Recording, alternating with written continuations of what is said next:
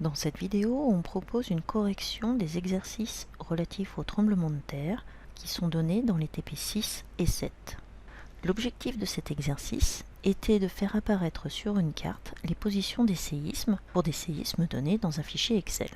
Pour cela, on vous fournissait un fichier Excel comprenant un certain nombre de données, une carte et 3 macros.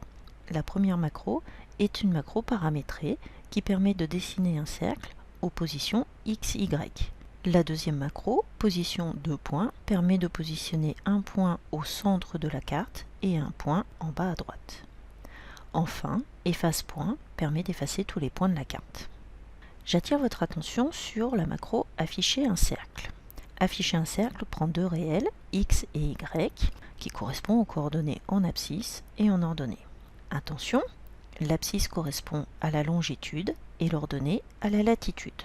Il faut être particulièrement attentif dans la mesure où les géographes indiquent la latitude en premier par rapport à la longitude. Donc à la colonne 1, vous avez le Y et à la colonne 2, vous avez le X. Il faut donc appeler l'action afficher un cercle avec d'abord les valeurs colonne 2, puis les valeurs colonne 1. La question 2.2 du TP6 consistait à placer 20 points. Pour cela, on utilise une itération pour. Les données commencent ligne 2 et vont jusqu'à la ligne 21 pour pouvoir afficher les 20 premiers séismes. On choisit les paramètres ligne I, le premier c'est toujours colonne 2, le deuxième colonne 1. Et bien sûr, on n'oublie pas de déclarer la variable I entier. Le premier exercice du TP7 consiste à remplacer l'itération pour par un tant que. On procède en deux temps. D'une part, on remplace l'instruction pour I égale 2 à 21. I prend pour valeur 2 tant que la cellule ligne I colonne 1 est non vide. Et ensuite, il faut remplacer le fin pour par les deux instructions. I prend pour valeur I plus 1, fin tant que. Et c'est tout ce qu'il y avait à faire pour cette question.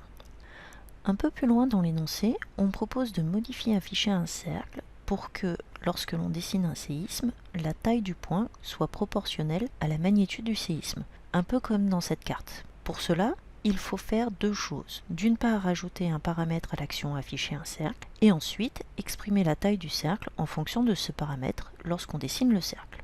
Pour la première partie, on ajoute un paramètre que nous appelons M pour magnitude.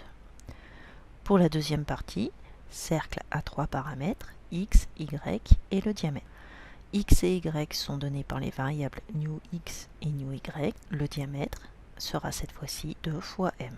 Cette modification a un impact sur les autres algorithmes.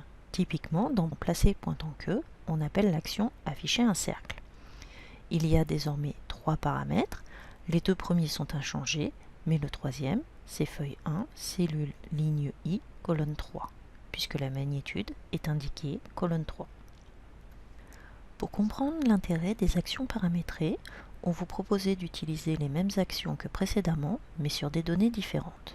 Pour cela, on vous suggérait d'aller sur le site EduSysMo et de récupérer des nouvelles données pour les traiter. C'est ce que nous avons fait ici. Nous avons copié-collé ces données dans un fichier Excel. La première chose à remarquer, c'est que les données ne peuvent pas être utilisées pour le moment. En effet, les données de latitude, longitude et magnitude sont données avec un point, ce qui font d'elles des chaînes de caractères et non des réels. Pour transformer ces chaînes de caractères en des nombres, on utilise la fonction rechercher-remplacer, que l'on trouve dans l'onglet Accueil. La première chose à faire, c'est de remplacer les points par des virgules, ce que l'on a fait ici. La deuxième étape consiste à supprimer les degrés. Pour cela, on recherche le caractère degré et on ne remplace par rien. On obtient ainsi des données utilisables. Pour ces données, la latitude se trouve colonne 4, la longitude colonne 5 et la magnitude colonne 7. On modifie alors pointant que. Il faut utiliser afficher un cercle avec les paramètres dans le bon ordre.